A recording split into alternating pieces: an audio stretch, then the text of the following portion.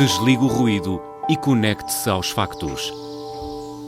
Temos 10 estadias num dos hotéis de luxo Alma Lusa na Comporta.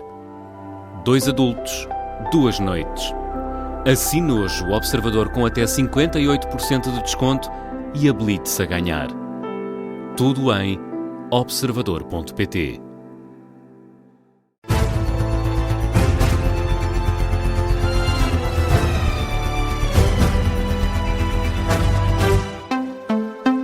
Edição das 2 com o Miguel Cordeiro na Rádio Observador. Em destaque, o Chega anuncia que vai votar contra a reforma do Estado, proposta pelo Governo.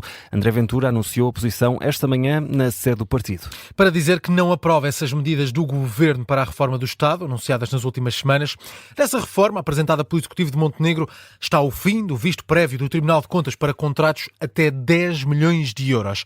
Uma medida que, para André Ventura, diminui significativamente os mecanismos de controlo contra a corrupção.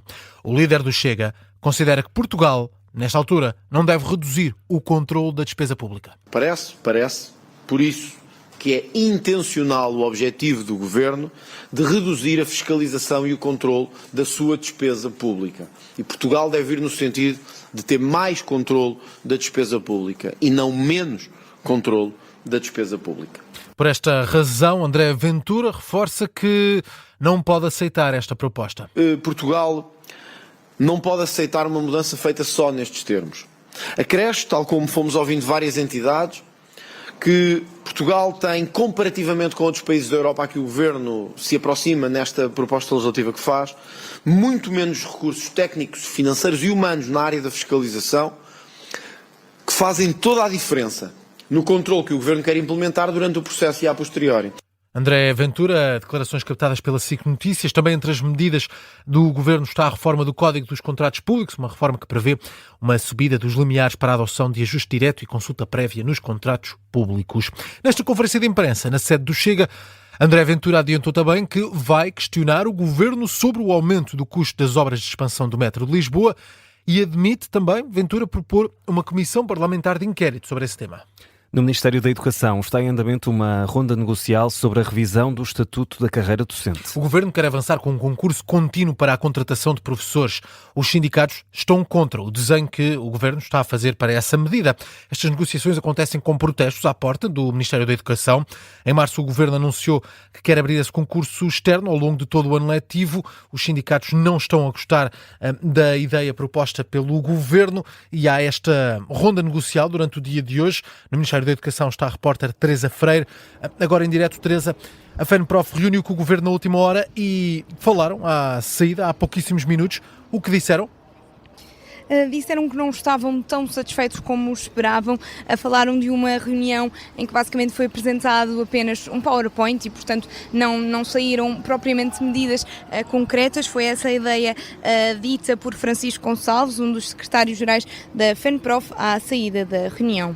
Portanto, na próxima segunda-feira teremos novamente uma reunião aqui, ficaremos a conhecer o articulado nesse momento, esperámos nós, não é? Hoje também estávamos à espera de conhecer a proposta e olhámos com o PowerPoint, ainda bem que viemos munidos de óculos e hoje já podemos, outro dia foi mais complicado, ficámos ao fundo da sala, já somos um bocado pitosgas, precisámos de óculos e foi complicado acompanhar aquilo. Hoje viemos preparados, todos nós trouxemos óculos e, portanto, podemos...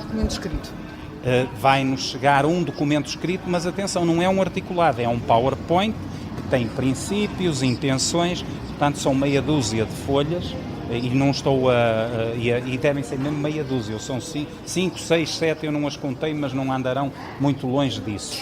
Francisco Gonçalves, secretário-geral da FENPROF, à saída da reunião com o Ministro da Educação. Durante a reunião estiveram cerca de 40, 50 professores a manifestarem-se do lado de fora, algo que antes da reunião decorrer gerou alguma polémica, porque não se sabia bem se o Ministro de facto ia acolher ou não esta central sindical, uma vez que na última ronda de negociações outro dos sindicatos, o STOP, foi impedido exatamente de reunir no Ministério porque fizeram um protesto do lado de fora. A FENPROF foi foi o terceiro sindicato, foi a terceira reunião desta manhã aqui no Ministério da Educação. Estiveram reunidos com o Ministro Fernando Alexandre. Neste momento está a começar a quarta e última reunião, que estava prevista para começar ao meio-dia, portanto já há 2 horas. Esta manhã de negociações, portanto, estendeu-se bastante aqui no Ministério da Educação, mas já faltam mais para terminar. Continuaremos a acompanhar aqui na Rádio Observador esta ronda negocial no Ministério da Educação. Falamos agora de ferrovia. O Ministro das Infraestruturas destacou hoje o sucesso do Passe Verde da CP e prometeu mais investimento. O Governo faz um balanço muito positivo do Passe Verde da CP, o passe que foi criado há 1 ano e meio e que permite viajar por apenas 20 euros por mês nos comboios regionais, intercidades e também nos troços urbanos que estão fora dos títulos intermodais. Miguel Pinto Luz, o Ministro, fala num caso de sucesso. Anuncia também um investimento, 1.800 milhões de euros em novos veículos para ajudar a resolver o problema da capacidade, sendo que o Ministro aponta também para mais novidades. A partir de maio, portugueses que hoje têm o seu cartão de cidadão, a carta de condução no gov.pt, passarão a ter também nos seus telemóveis o passe verde ferroviário. E, ainda a semana passada, reunimos as grandes empresas do setor dos transportes, do setor público, e sinalizámos a vontade de rapidamente apresentarmos um passe que tenha caráter nacional. O passe verde ferroviário foi um sucesso e estamos a trabalhar para, nos próximos meses, podermos apresentar uma solução de um passe intermodal, mas à escala nacional. Palavras do Ministro das Infraestruturas esta manhã a falar sobre o programa Passe Verde da CP e os planos do Governo para a ferrovia. Em Espanha, António José Seguro está no Palácio Real em Madrid, encontro oficial com o rei Filipe VI. Primeira visita oficial de António José Seguro como Presidente da República. Está no Palácio Real, tem também na agenda um encontro com Pedro Sánchez, o líder do governo espanhol. Mas no Palácio Real, em Madrid, a esta hora, está a repórter Carla Jorge de Carvalho. Agora em direto, Carla, António José Seguro já se reuniu com o rei e agora almoça com Filipe VI. Almoça com Filipe VI e também, Miguel, com o interlocutor da reunião de logo à tarde. Não estava inicialmente previsto, mas Pedro Sánchez, Presidente do Governo espanhol, acabou por se juntar a este momento do almoço que estará a começar e, na verdade, este dia tem que ser todo muito colocado no condicional porque não houve captação de imagens durante praticamente toda a manhã. O Presidente português chegou aqui ao Palácio Real e os jornalistas estavam numa sala à parte, não puderam ver. A recepção foi muito discreta. Houve apenas um momento ali de cerca de 3-4 minutos em que todos os jornalistas puderam assistir ao momento dos cumprimentos e a oportunidade para fazer a foto de família. Muito pouco tempo juntos, ou melhor, com muito pouca abertura por parte do protocolo para que os jornalistas pudessem registar alguns dos momentos. Foi esse, sim, o rei e o Presidente da República, juntos também a Rainha Letícia e a mulher de António José Seguro, que estiveram reunidas num encontro à parte e esse sim não terá mesmo qualquer memória fotográfica.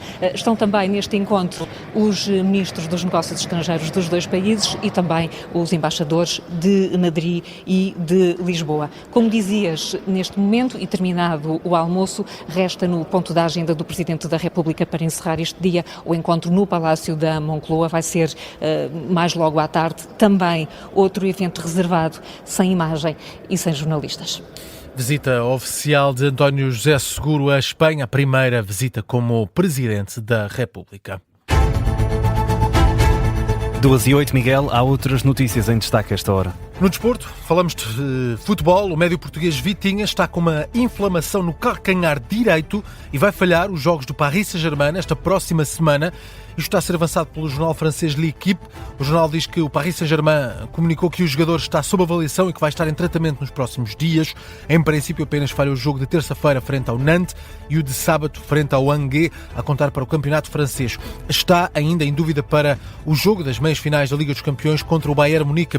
O internacional português saiu lesionado no jogo de ontem do Paris Saint-Germain frente ao Lyon, com o treinador do Paris Saint-Germain a dizer que não tinha boas notícias. Vitinha é um dos destaques da seleção portuguesa que vai estar no Mundial de 2026 nos Estados Unidos da América, México e Canadá. As autoridades japonesas aliviaram os alertas de tsunami emitidos para a costa nordeste do país depois de um terremoto que atingiu esta manhã o Japão. A informação está a ser avançada pela BBC. A região agora está sob aviso, o segundo nível mais baixo de alerta para tsunamis. As populações estão a ser, de qualquer forma, aconselhadas a ficar longe da faixa costeira. Mais de 150 mil pessoas receberam a ordem de evacuação. Registou-se um sismo de magnitude 7.7 na escala de Richter esta manhã.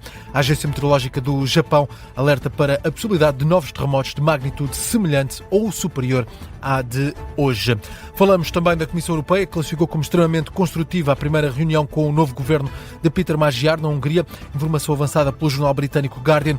O porta-voz adjunto de Bruxelas adiantou que os encontros deste fim de semana foram um ponto de partida cruciais para os trabalhos futuros, nomeadamente para desbloquear fundos para benefício do povo húngaro.